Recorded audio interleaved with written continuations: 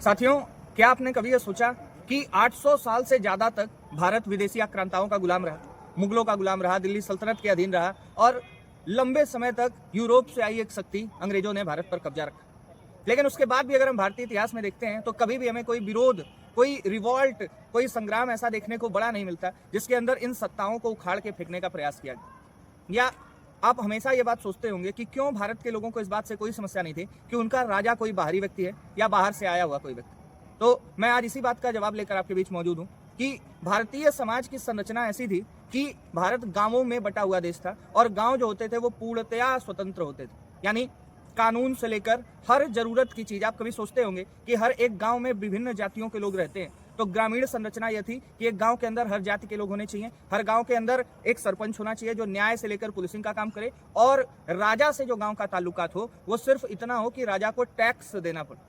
यानी कहने का मतलब यह है कि भारत के लोगों को इस बात से कोई फर्क नहीं पड़ता था उनका राजा कौन है, क्योंकि उन्हें सिर्फ राजा को टैक्स देना पड़ता था। तो वो राजा अंग्रेज है या वो राजा भारतीय है या वो राजा मुगल है या वो राजा दिल्ली सल्तनत से आया कोई मुसलमान है, हमें इस बात से कभी लेना देना नहीं रहा। साथियों, इसी बात को ध्यान में रखते हुए, इसी सामाजिक संरचना को ध्यान में रखते हुए गांधी जी ने आज़ादी के बाद लगातार इस बात को, आज़ादी के पहले से ही गांधी जी ने लगातार इस बात को बोला कि हमारे यहाँ पर एक पंचायती राज या पंचायती शासन होना चाहिए। और हम देखते हैं कि 73वें और 74वें संविधान संशोधन से भारत के अंदर पंचायतों को लाया गया। तो उसका मुख्य उद्देश्य यही था कि भारत अपने आप में, जो भारत के गांव हैं वो पूर्णतया स्वतंत्र रहें। आने वाले कुछ महीनों में उत्तर प्रदेश के अंदर पंचायत चुनाव होने वाला है। पंचायत चुनाव में हम भारत की सबसे छोटी पंचायत सरकार को चुनते हैं जो भारत की सबसे बड़ी सरकार, केंद्र सरकार की जैसी स्वतंत्र है।